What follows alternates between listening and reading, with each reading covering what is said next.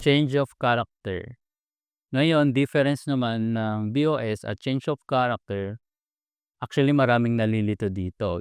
Yung chalk means change of character, ito ang pinakaunang sign na baka mag-reverse na ang market. So example, itong market na to ay uptrend, no? Kasi high, low, higher high, higher low, higher high, higher low. Ito yung recent low. So pag na-break itong recent low, ibig sabihin ay magkakaroon na ng change of character. So meaning, fast forward natin, tignan natin. So dapat dito yung candlestick ay magko-close below. So dito, so yan, ito yung recent low natin, no? Sa week na yan. Nag-close below yung candle, so meaning nagkaroon na ng change of character. So meaning, from uptrend, possible is magkakaroon na ng next structure na downtrend. So kung ipa-fast forward natin siya, tignan natin kung ano mangyayari. Okay? So after ng change of character, nagkaroon na siya ng yung high, low, lower high, lower low, lower high, lower low, lower high, lower low. From uptrend, signal natin ay magkakaroon ng change of character dito sa recent low. Okay, ito yung low na to. And nag-close below yung candlestick na ito. So meaning meron ka ng signal na possible and malaki ang chance na from uptrend ay magiging downtrend na yung market. Okay? So magagamit natin yan sa entries natin. So for example, no, dito, sabi natin kailangan nating mag-sell pero uptrend pa to. Uptrend pa yung market, no? Kailan tayo magse-sell? Kapag nakakita tayo ng change of character. So, okay, nagkaroon na ng change of character and dito tayo magse-sell.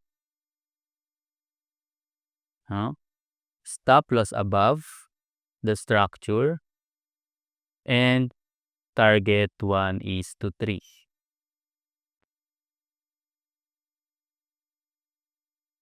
Kasi nagkaroon na tayo ng confirmation na meron ng change of character.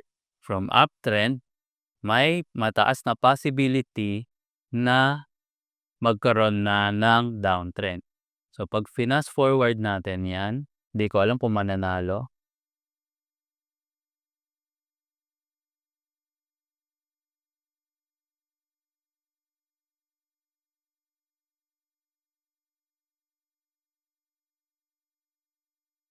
Okay. So nanalo tayo.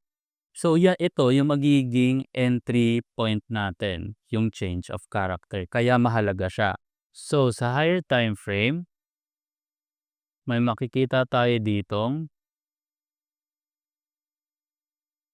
high, low, lower high, lower low, lower high, lower low. Okay? And so dito, try natin.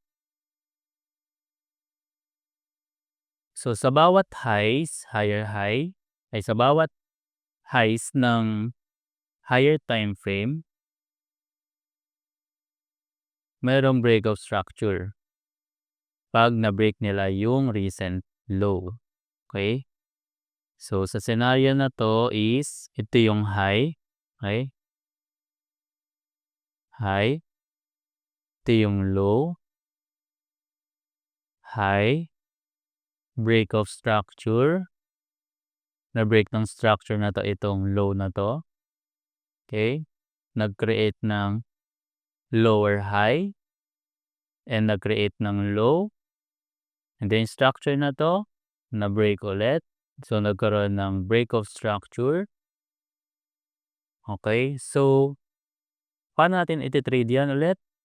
Kukunin natin yung recent high as our external high or swing high, and kukunin natin itong low, swing low, and yan yung magiging trading range natin. Okay, so saan tayo pwede mag-abang ng trade natin? Kuha muna tayo ng Fib retracement natin and itatap natin dun sa swing high natin hanggang sa swing low. Okay. Once nandiyan na tayo, hintayin lang natin yung price mag-tap sa ating golden zone, dito sa ating golden zone, and titignan natin kung anong gagawin ng price. So, wait tayo, wait. So, nagte-trade lang tayo sa London session kaya nilalabas ko yung market sessions natin. So, this time, barely nandoon na siya sa ating golden zone. So, Asian session, let's wait for London Open.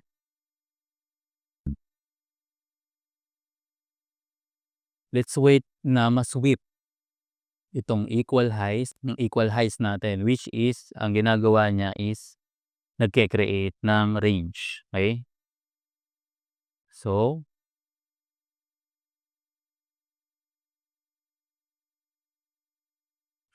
nagkaroon na ng sweep, which is ito yung tinatawag na liquidity sweep.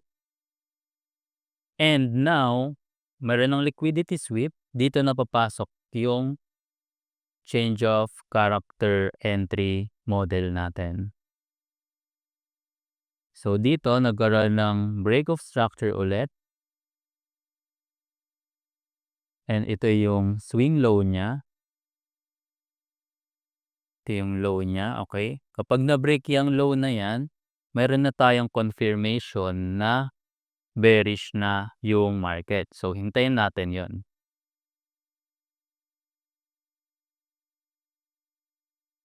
Okay, tignan natin, i-back natin to. May gusto akong i-point dito. So, itong recent low natin ay merong nag-top na candlestick. Yung candlestick na to ay merong wick at hindi siya nag-close below. Saan siya nag-close? Above. Okay?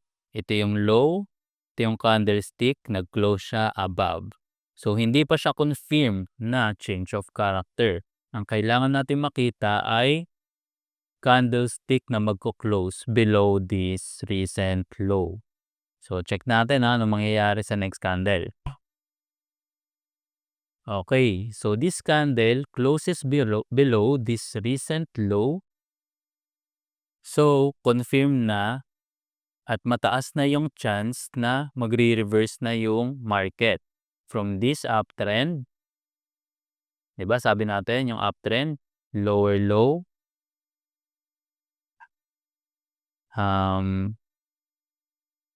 this low, higher high, higher low, higher high. So, nag-create siya ng uptrend, nagkaroon ng liquidity sweep dito sa part na to, and na-push niya yung recent low and na-break. Okay? Pag na-break na yan, pwede na tayo mag-sell dyan. Stop loss above the structure. Okay? And then, pwede tayo mag-target ng 1:3. Ito yung minimum natin na trading risk reward. Pero you can also target this previous swing low. Okay, so TP1 natin is this. So, try natin, no? Try natin kung mananalo ba tong trade na to.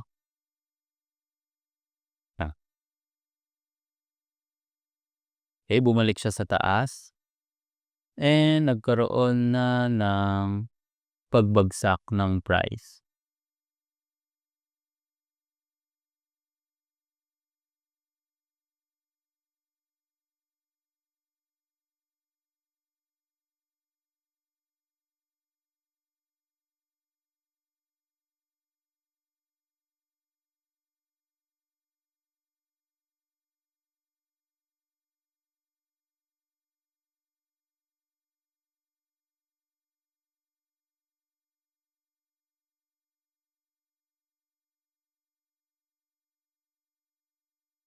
Okey, TP na tayo.